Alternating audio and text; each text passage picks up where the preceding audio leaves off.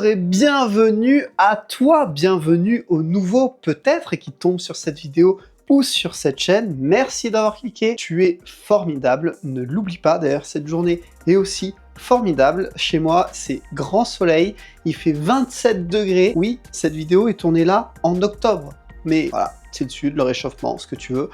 Moi en tout cas, en vrai, ça me va. Le sujet du jour, il n'y a pas de surprise, Taylor Swift et The Life of Showgirl, le 12e album de Taylor, tout simplement. Voilà, on va revenir dessus. J'en ai parlé dans des formats courts. Dans Drop the News, j'ai aussi parlé déjà de records qu'elle avait explosé, hein, les pré-saves avec plus de 6 millions de pré-saves, etc. sur Spotify qui avait bugué aussi. Voilà.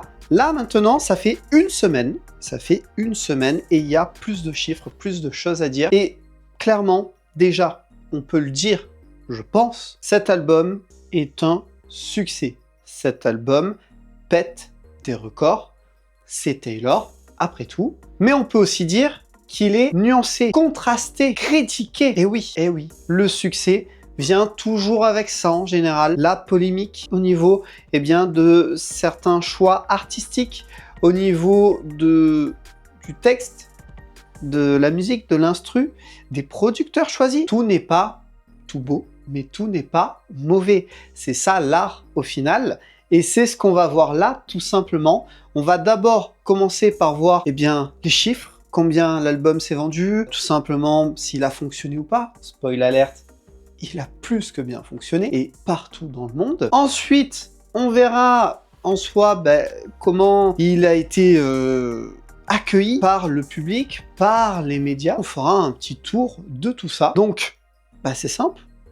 Mets-toi bien, et on va commencer direct avec des chiffres, parce qu'alors des chiffres, là je peux te dire que j'en ai, et franchement, c'est à donner le vertige. Mais en même temps, c'est une habitude avec Taylor Swift, on est plus qu'habitué sur ces résultats-là. Commençons évidemment par le noyau de l'industrie musicale, hein, les États-Unis, forcément, puisqu'il faut savoir que l'album a réalisé un démarrage historique, battant des records détenus de longue date, et alors, mais surtout, à tous les niveaux. C'est simple, record de vente en une semaine. L'album a battu le record de vente, dépassant celui de l'album 25 de Adele. C'était elle qui détenait ce record-là en seulement 5 jours. Il s'est vendu à plus de 3,5 millions d'exemplaires, et donc il dépasse de pas beaucoup, mais il dépasse tout simplement l'album de Adele qui, lui, s'était vendu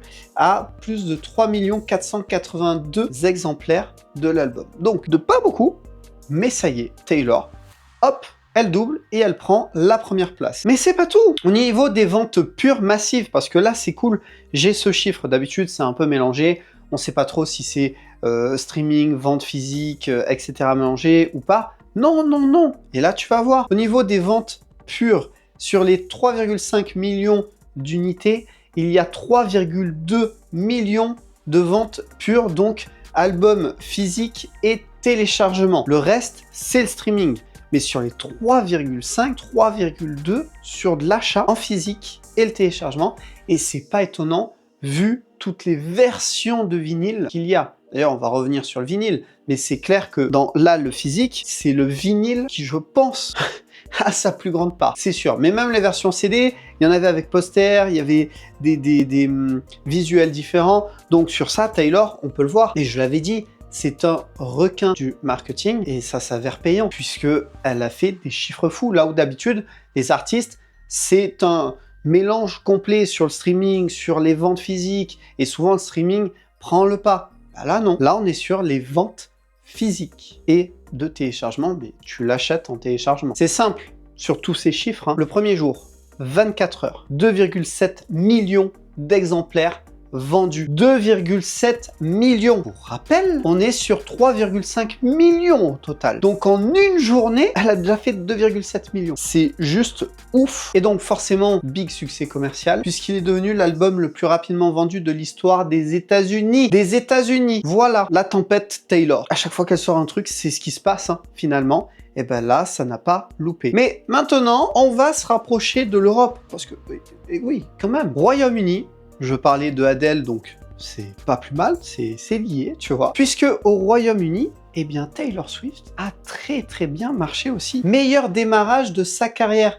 L'album a réalisé la meilleure première semaine de vente de sa carrière, donc au Royaume-Uni, avec 432 000 unités combinées. Donc là, c'est vente physique, téléchargement et streaming. C'est le deuxième meilleur démarrage. Avant elle, c'est Ed Sheeran avec son album Divide. Je parlais que les vinyles avaient sans doute une place forte dans ces chiffres. Et bien là, il y a un record de vente de vinyle. Et c'est la première fois qu'il y a ce record qui est établi depuis la mise en place du suivi des ventes en 1994. Elle a tout éclaté. Mais en même temps, je reviens sur ce que j'ai dit, ça n'est pas étonnant. Au niveau du streaming, on n'est pas en reste, puisque au Royaume-Uni, eh bien, elle a également le record de streaming de l'album en une seule semaine. Et concernant les charts, eh bien, elle prend les 3 premières places des charts au Royaume-Uni, avec The Fate of Ophelia, première place, deuxième place Opalit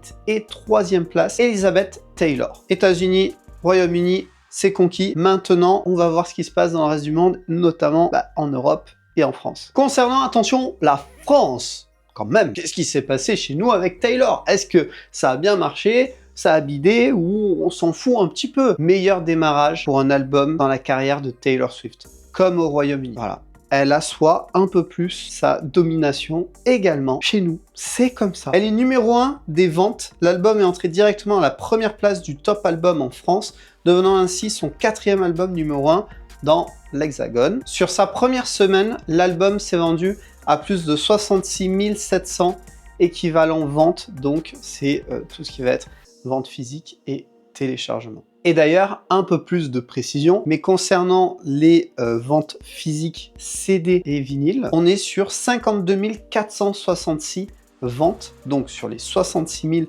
700, le reste c'est sur le téléchargement. Et d'ailleurs, avec tout ça, eh bien son album, The Life of Showgirl, est déjà certifié disque d'or en une semaine. Et forcément, elle va avoir d'autres certifications qui vont arriver sur le reste des semaines, à voir à la fin du mois où en sera son album. Mais c'est sûr que ça va continuer à grimper. Et concernant le reste du monde, finalement, ce qu'il en est, alors on va pas tout regarder à la loupe, déjà parce que j'ai pas forcément les chiffres, mais il faut savoir qu'elle est numéro 1 dans 13 pays. Une semaine après sa sortie, l'album était déjà en tête des classements dans plusieurs pays d'Europe notamment. Et l'Australie, l'album a également atteint la première place où Taylor Swift a réalisé un exploit inédit en classant les 12 titres de l'album aux 12 premières places du classement des singles. Voilà, là, elle s'octroie la place de la reine. Alors ça, c'était pour les chiffres, pour montrer combien l'album de Taylor Swift, eh bien, a eu un impact, en tout cas au niveau de l'industrie musicale, et au niveau du business, de la vente. Donc, il marche, on l'a vu, clairement, il s'est vendu, mais après, une vente ne veut pas forcément dire que c'est un album apprécié. Forcément, dans les ventes, tu vas avoir ceux qui suivent l'engouement, ou la fame, c'est-à-dire « Ah, tout le monde en parle, tout le monde machin, je le veux ». Ou alors ceux qui sont collectionneurs et qui vont prendre ou juste un album d'une édition, voire tous. Parce que Taylor, elle en a sorti un. Donc forcément, tout ça, ça se cumule, ça s'additionne, et on arrive sur des chiffres comme ça. Pour autant, est-ce que cet album, eh bien, c'est un succès aussi au niveau de la critique, ou est-ce qu'au contraire, c'est là où ça pêche, c'est là où ça floppe un peu? Qu'est-ce que ça dit? Justement, on va pouvoir voir ça ensemble. Spoil alert, oui, c'est assez nuancé. Mais après, comme dans tout art, chacun aura sa pensée, et chacun aura des attentes aussi, qui certaines, eh bien, seront atteintes et d'autres, pas. Et donc forcément, ça ouvre un débat, et c'est ça qui est super d'ailleurs. Déjà, il y a 2 points de ce que j'ai pu voir qui, on va dire, divisent au niveau de cet album. Le premier, c'est l'écriture. Il y a certaines personnes, que ce soit des médias, des fans ou des consommateurs de musique tout simplement, qui critiquent le fait qu'apparemment certains de ces textes ne seraient pas assez réfléchis, assez profond et serait assez plat dans ses dires. Le deuxième point important, c'est que cet album est un peu choquant, dans le sens où elle parle de sujets où jusqu'à présent, elle n'en parlait pas forcément, ou en tout cas, si elle en parlait, c'était pas direct, c'était plutôt un peu détourné, ou en tout cas avec des phrases qui n'étaient pas parlante comme ça. Si tu suis l'actu de Taylor ou l'actu de la musique en général, voire même ce que je fais, tu dois voir de quoi je parle, puisque c'est notamment le titre Wood qui, là, pose problème. Mais ça, je vais y revenir. Pour revenir sur d'abord en premier son écriture, et ça, c'est pas moi qui le dis, hein, il y a le média britannique The Guardian qui a qualifié l'écriture de pauvre et l'album de bien moins bon qu'il n'aurait dû l'être au vu des talents de Taylor. Il y a d'autres médias en France, notamment Le Figaro, qui a parlé d'un disque lisse, poli, complètement inoffensif et prévisible comme pas permis. Ce sont pas des médias spécialisés dans la musique, et c'est pas les médias où je vais me référer pour des avis. Mais là, j'ai fait exprès de prendre ces médias-là, qui ne sont pas spécialisés, parce que, eh ben, ça reflète ce que des médias spécialisés peuvent dire. C'est là où il y a une concordance. D'habitude, il n'y en a pas forcément. Les médias classiques qui sont pas spécialisés, qui vont juste faire un papier dessus, c'est pour surfer sur la vibe, et voilà, tout simplement en profiter. Et, bah, ils ont raison dans un sens. Mais il y a des médias spécialisés qui, pareil, trouvent que Taylor, eh bien, c'est fade, c'est plat, c'est pas assez profond. Ce qui est paradoxal, parce que, justement, le deuxième sujet, où je parlais de Wood, là, c'est plutôt explicite au niveau des paroles. Mais continuons. Il y a de nombreuses critiques qui pointent un manque de contrôle qualité, avec des paroles jugées impardonnables, maladroite ou utilisant un argot internet daté. Ça me fait quand même rire. Comme dans la chanson Cancelled. Certains le voient comme une régression par rapport à la maturité poétique de Folklore ou Evermore. Encore une fois, c'est juger le projet présent avec ce qui est sorti par le passé. On peut en tenir compte sur certaines choses, mais il faut quand même pas tout mélanger. Chaque album, chaque projet sorti est forcément différent du précédent, sauf si c'est dans une suite bien pensée. Mais là, ce n'est pas le cas. C'est un album à part entière qui est totalement différent des autres. Donc, qu'on se réfère un peu à ce qu'elle a pu faire avant, why not? Mais faut pas oublier que ça n'a rien à voir. C'est deux mondes, deux univers totalement différents. Donc moi, je suis pas forcément d'accord avec ce qui est dit là. Et pour finir avec, en soi, les critiques des médias, il y en a plusieurs qui qualifient l'album de moyen ou oubliable. Ils reconnaissent des mélodies accrocheuses grâce à la production de Max Martin notamment, mais estime que l'ensemble manque d'identité et de profondeur narrative habituelle de la chanteuse. Là c'est pareil, je suis pas en soi forcément pour. Mais bon, c'est la critique qui en ressort, et c'est vrai que si tu regardes un peu sur internet, tu auras voilà, deux salles, deux ambiances, tu vas avoir ceux qui vont te dire cet album est top, voilà, et tu as ceux qui vont te dire c'est pas qu'il est nul ou mauvais, mais il n'est pas parfait, il a des imperfections. Ce qui est une vérité aussi, c'est un point de vue. Ça, il faut bien en tenir compte. Maintenant, regardons un peu ce que pensent les fans, hein, les premiers concernés finalement, parce que c'est pareil, c'est divisé. Il y a ceux qui, en soi, ont adoré, ou en tout cas apprécié l'album, et en gros, ils disent que c'est des titres comme Opalite qui sont loués pour leur énergie contagieuse, et qui sont contents de retrouver un album pop et dansant. Il y a aussi les fans qui apprécient le côté ironique et second degré de certaines chansons, et voient l'album comme une œuvre confiante et amusante à l'image de la période de Lover ou de 1989. Pour eux, c'est un album joyeux qui reflète le bonheur actuel de la star. Moi, ça, je suis totalement d'accord. Et à côté de ça, on a l'autre côté des fans, donc qui sont divisés, qui eux sont déçus, ou en tout cas,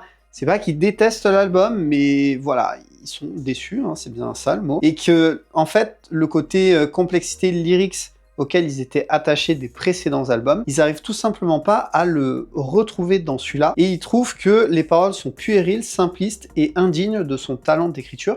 Donc on en revient à la même chose que ce que disaient les médias en soi. Il y a aussi le fait que certains se sentent, c'est un grand mot, mais trahis, estimant que l'album est déconnecté de la réalité et manque de la vulnérabilité et de l'authenticité qui font la force de Taylor. La déception est parfois si forte que certains disent avoir eu une envie de pleurer à la première écoute. J'imagine que ça, c'est les fans hardcore, tu vois, les super fans, parce que je trouve que c'est des mots quand même très très forts. Mais, somme toute, c'est tout à fait possible, hein, mais je trouve que c'est hardcore. Maintenant, venons-en à cette fameuse polémique, si je puis dire, de son titre Wood. Alors, j'avais sorti des vidéos où j'essayais de deviner de quoi parleraient ces titres de cet album. Et honnêtement, Wood, je ne m'attendais absolument pas à ça. Je pense que personne ne s'attendait à ça. C'est un titre simple, Wood. Et pourtant, c'est un titre très très caliente.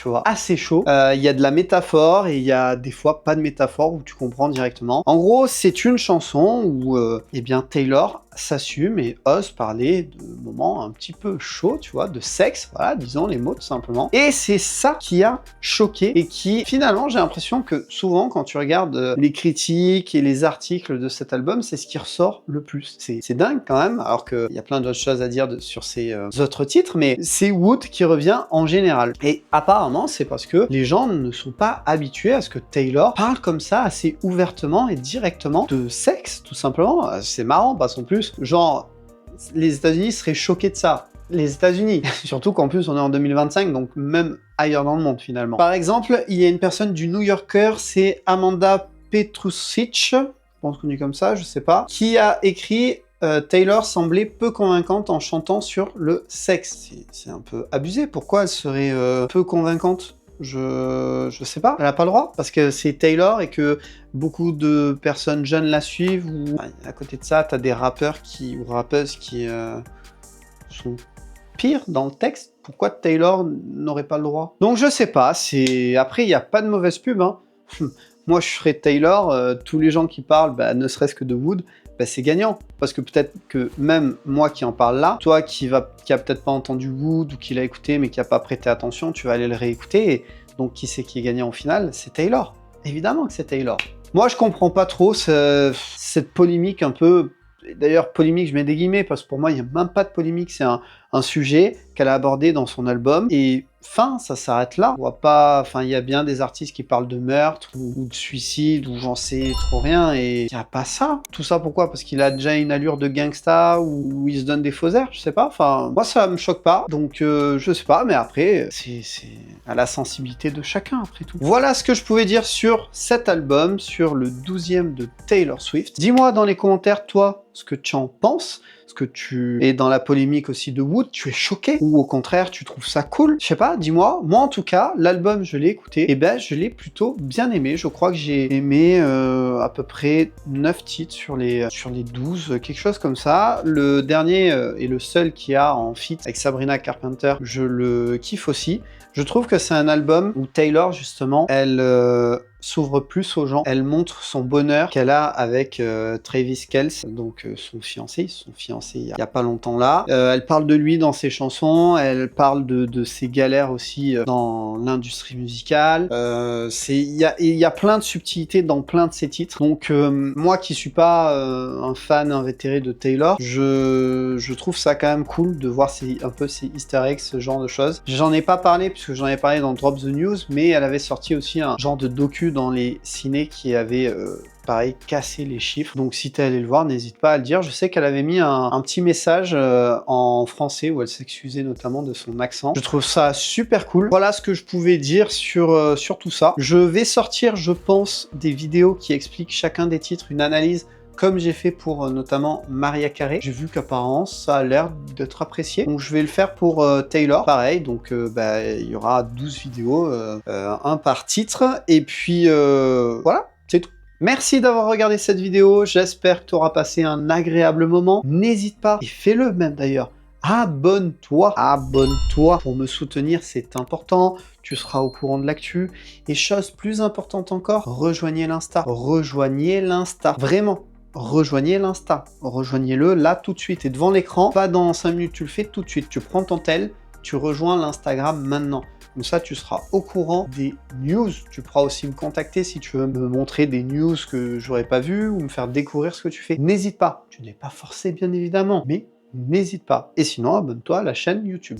En tout cas, merci à tous ceux qui le font. Chaque jour, vous êtes toujours plus nombreux à me soutenir, à m'écrire, à laisser des commentaires ou à vous abonner. Donc c'est cool, juste comme je l'explique à chaque fois, un abonnement, ça fait super plaisir, ça fait grandir la chaîne, mais un commentaire, c'est un échange qu'on peut avoir, et ça met vraiment un visage, entre guillemets, si je puis dire, voilà, à la personne qui like ou s'abonne. Donc n'hésite pas à me faire ton retour, et puis j'adore tout simplement. Quoi qu'il en soit, tu as le choix sur les vidéos tous les dimanches, hein. Drop the News qui sort Alors je donne pas d'heure parce que j'essaie de les sortir le plus tôt possible, mais vu que je les tourne en général le vendredi ou le samedi pour avoir le plus de news à donner, c'est compliqué. Des fois c'est en fin de journée, des fois c'est en début de journée. Là par exemple, je peux pas te dire, il est même pas encore tourné pour te dire. N'hésite pas à regarder, je fais un petit peu le tour des news qu'il y a eu dans la semaine, même si je fais des formats courts. Et puis voilà, allez, sur ce, porte-toi bien, et puis je te dis à la prochaine pour une autre vidéo, et en attendant, eh bien, sois créatif.